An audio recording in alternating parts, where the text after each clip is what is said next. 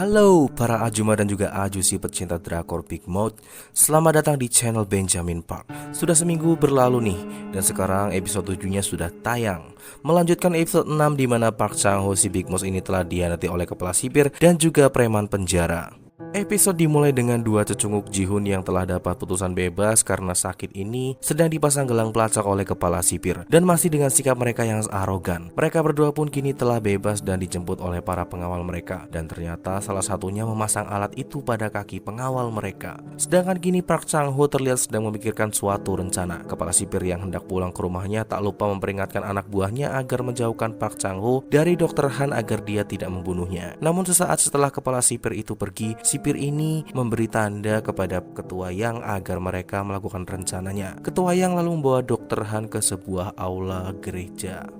Ketua Yang itu lalu meminta para sipir untuk pergi ke aulanya dengan para sipir lainnya untuk bersantai di sana setelah memastikan kamera CCTV-nya sudah mati. Preman bawahan Ketua Yang lalu mengikat Dr. Han menggunakan lakban dan segera memberitahu Dr. Han bahwa semua ini terjadi atas perintah dari Gong Ji-hoon. Ketua Yang lalu meminta kepada anak buahnya untuk menyelesaikannya hanya dalam satu pukulan tepat di kepala. Namun saat hendak memukulnya, Park Chang-ho dan para anak buahnya tiba-tiba datang ke sana untuk menghentikan aksi dari para preman. Park Chang-ho lalu meminta kepada Ketua Yang untuk menyerahkan Dr. Han kepadanya. Namun Ketua Yang itu nggak mau terintimidasi dan meminta Park Chang-ho untuk segera pergi dari tempat itu. Ketua Yang lalu meminta kepada Park Chang-ho untuk membunuhnya terlebih dahulu kalau mau membawa Dr. Han. Park Chang-ho pun langsung memerintahkan anak buahnya untuk menyerang para preman itu. Tapi dia nggak ikut bertarung. Dia pun hanya duduk di bangku penonton saja. Singkatnya, Dr. Han berhasil diselamatkan oleh Park Chang-ho. Dr. Han lalu bersumpah bahwa dia akan membalas jasa dari Park Chang-ho. Park Chang-ho lalu bertanya kepada Dr. Han tentang isi dari makalah yang sedang dicari-cari. Mendengar hal itu, Dr. Han lalu malah mencak-mencak dan mengatakan kalau dia mengatakan isi makalah itu, maka hidupnya juga akan berada seperti di dalam neraka. Karena ada seseorang yang lebih besar dari Gong Ji-hoon di balik semua ini. Dr. Han pun memohon kepada Park Chang-ho untuk tidak membahas makalah itu. 걔보다 훨씬 무서운 사람들이 연관돼 있어. Ternyata semua yang sudah terjadi itu sudah disetting oleh Park Chang-ho. Si preman itu nggak mengkhianati Chang-ho. Bahkan si Chang-ho ini sudah menyuap si sipir untuk menjalankan rencananya. Setelah berkelahi pun mereka saling mengobati luka mereka satu sama lain. Park Chang-ho pun datang ke tempat itu untuk berterima kasih kepada Ketua Yang. Namun Ketua Yang juga memperingatkan Park Chang-ho bahwa dia akan bebas 3 bulan lagi. Jadi apabila Park Chang-ho masih di dalam penjara itu setelah dia bebas, maka Ketua Yang akan membunuhnya. Park Chang-ho pun berjanji akan menjaga Ketua Yang seumur hidupnya. Bahkan Ketua Yang menyerahkan semua anak buahnya untuk bekerja di bawah perintah Park Chang-ho karena dia ingin pensiun setelah bebas. Setelah semua yang terjadi, Chang-ho pun mengatakan, "Sekarang giliranmu, Big Mouth."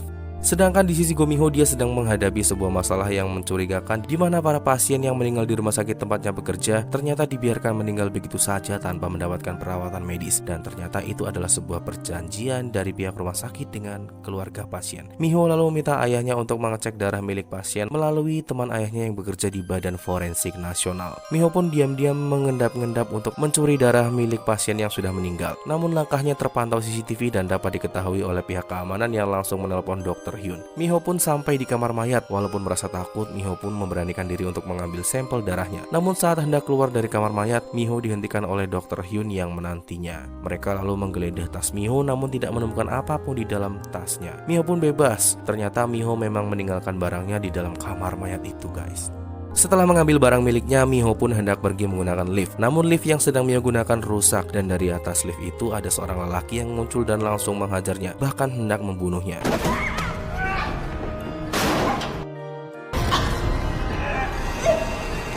Namun di saat darurat, pintu lift itu terbuka dan ternyata Choi Do-ha sedang berada di luar. Choi Do-ha pun langsung menghajar penyerang Mi-ho. Namun penyerang itu berhasil kabur dan menghilang tanpa jejak. 요시, 괜찮아요? 시장님. Choi Do-ha lalu membantu Mi-ho dengan membawanya menuju ke Badan Forensik Nasional untuk memeriksa sampel darah yang Mi-ho bawa. Ternyata Choi Do-ha ini juga sangat penasaran dengan isi makalah yang sedang dicari oleh Mi-ho, jadi dia membantunya. Sedangkan Park Chang-ho kini sedang berada di dalam gereja sambil memegangi kartu tarot miliknya. Chang-ho mengatakan, "Big Mouth, nikmatilah ini sepuasnya karena ini adalah jebakan untukmu." Jebak diri sendiri, guys. Namun saat lagi serius, tiba-tiba saja Nopak ini datang mengagetkan Chang-ho sambil bercanda. Siapakah Big Mouth yang sebenarnya, guys? Nopak atau Park Chang-ho ini? Aduh. Park Chang-ho pun kini sedang terlihat menebak-nebak siapakah Big Boss yang sebenarnya. Apakah orang yang dia kenal, ataukah orang yang gak dia kenal, atau malah Pak Kepala Sipir adalah Big Boss yang sebenarnya, atau bahkan malah Kepala Yang. Namun apapun itu, si Big Boss ini akan muncul besok katanya. Esok pun tiba, Chang-ho pun kembali datang ke gereja dan mencari kartu tarot yang biasanya ditinggalkan oleh Big Boss di dalam Alkitab. Namun, dia tidak menemukan apapun di dalam Alkitab. Ternyata Park Chang-ho ini berniat menjebak Big Boss dengan menaruh kamera pengawas di dalam mata patung biru yang sebelumnya sengaja dia pecahkan saat terjadi kekacauan kemarin. Chang-ho juga meminta sebuah buku di mana di dalamnya sudah terdapat sebuah handphone yang dapat memutar rekaman CCTV dari patung Bunda Maria. Chang-ho lalu mengambil USB itu dari patung dan segera memutarnya di handphonenya. Apakah yang dia temukan? Chang-ho pun terlihat sangat terkejut karena dia melihat Jerry datang pagi-pagi sekali ke gereja untuk melihat kartu tarot yang ada di dalam Alkitab.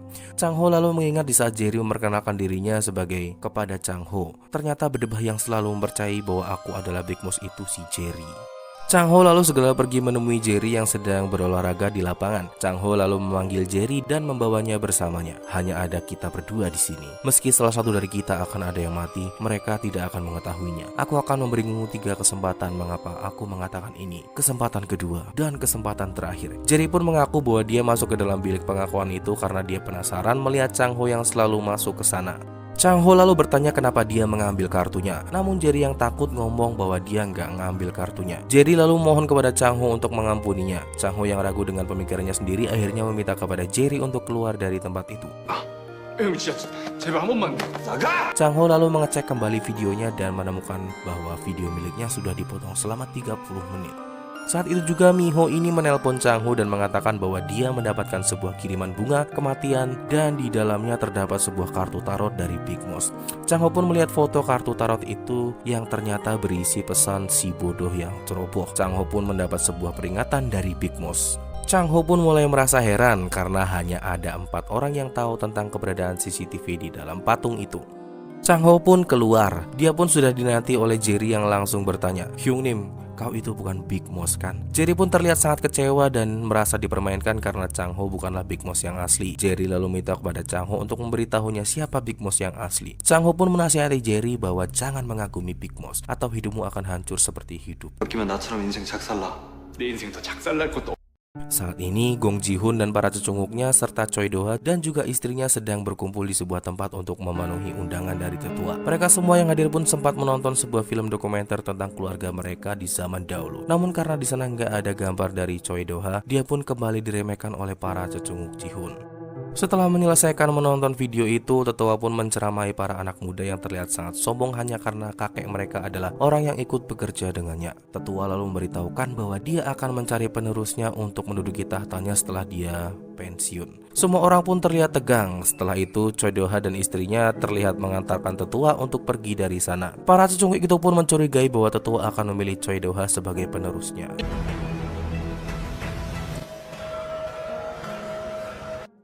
Ketika Ji-hoon sedang karaoke bersama dengan gadis-gadis cantik, jaksa pun datang ke tempatnya sambil marah-marah. Jaksa itu pun membawa sebuah tas yang berisi sebuah jebakan untuk Big Boss. Sedangkan si Park Chang-ho kini sedang makan siang. Jerry pun kini terlihat nggak mau duduk sama Chang-ho karena tahu bahwa Chang-ho ini bukan Big Boss yang asli. Jerry pun kini sudah mendapatkan seorang pengunjung untuknya setelah sekian lama. 저요? Ternyata yang menjenguk Jerry adalah adik perempuannya. Adik perempuannya lalu menjelaskan tentang kondisi keluarganya yang sedang tidak baik-baik saja. Namun berkat seseorang sponsor, dia bisa memasukkan neneknya yang sudah pikun ke panti jompo. Dia juga bisa kuliah berkat dari sponsor itu. Mendengarnya Jerry pun merasa kaget dan ternyata sponsor adiknya adalah Gong Ji-hoon. Dan ternyata Ji-hoon ini sudah membebaskan Jerry dari segala macam tuduhan yang menjeratnya. Jerry pun membawakan sebuah minuman untuk diberikan kepada Park Chang-ho. Pasti itu dari Gong Ji-hoon. Chang-ho pun malah dengan lahap meminumnya. Aduh, masuk jebakan bro. Benar saja, saat berada di luar penjara, Jerry pun mengingat bahwa Ji-hoon menyuruhnya untuk memberikan minuman itu untuk diberikan kepada Big Boss. Jerry pun sempat menolak, namun Ji-hoon dengan liciknya mengancam Jerry menggunakan adiknya. Ji-hoon lalu menjelaskan bahwa minuman itu hanyalah minuman yang akan menyebabkan Big Boss sakit perut. Dan setelah Big Boss sakit perut, maka dia akan dibawa keluar penjara menuju ke rumah sakit jiwa. Park Chang-ho pun kini kesakitan memegangi perutnya. Park Chang-ho pun dibawa menuju ke rumah sakit dengan menggunakan sebuah ambulan. Dan kebetulan Miho ini saat ini sedang berada di sana. Jerry pun memberitahu Miho bahwa Park Chang-ho ada di dalam ambulan itu dan meminta kepada Miho untuk mengikutinya. Miho pun menyuruh ayahnya untuk menghentikan ambulan itu karena tidak ada rumah sakit di daerah tempat ambulan itu akan pergi. Mereka pun berhasil menghentikan ambulan itu dan membawa Chang-ho ke rumah sakit lainnya. Setelah menyelamatkan Chang-ho, Miho pun berterima kasih sama Jerry. Miho lalu memberikan sejumlah uang tunai kepadanya untuk hadiah kebebasannya. 얼마 안 되는데 받아요. Setelah mendapatkan perawatan, Chang-ho pun terlihat sedang beristirahat. Namun saat itu juga ada seorang sipir yang masuk ke ruangannya dan mengambil stempel jarinya di sebuah kertas, lalu segera memberikan kertas itu kepada Ji-hoon. Ternyata Ji-hoon meminta sebuah jaminan kebebasan bersyarat untuk Chang-ho. Mungkin dia mau menyiksanya di luar penjara. Miho pun terlihat menemui Chang-ho yang sedang terbaring lemah. Mereka pun sempat cinta-cintaan. Chang-ho pun sangat merindukan di mana dia dan Miho hidup bahagia sebelum semua kejadian buruk ini menyiksanya. Chang-ho pun menangis dan mengatakan bahwa dia sangat lelah berada di sekitar Big Moose. Melihat suaminya merasa lemah, Miho pun memeluknya dan menenangkan Park Chang-ho hingga dia diusir oleh sipir. 10분 지났습니다. 나오세요. Chang-ho pun kini sudah dibawa kembali menuju ke penjara Gucheon. Namun saat berada di jalan, Chang-ho menyadari bahwa mobil yang membawanya enggak menuju ke arah penjara Gucheon. Chang-ho pun melawan dan mereka pun sempat gelut di dalam mobil itu. Namun saat Chang-ho melawan dengan sekuat tenaga, dia berhasil dibius oleh salah satu dari sipir penjara. Chang-ho pun kini dibawa menuju ke rumah sakit jiwa. Ternyata Chang-ho ini dibikin gila oleh Gong Ji-hoon. Chang-ho pun kini dibawa oleh seseorang preman ke sebuah ruangan nomor 304 dan episode 7 pun berakhir.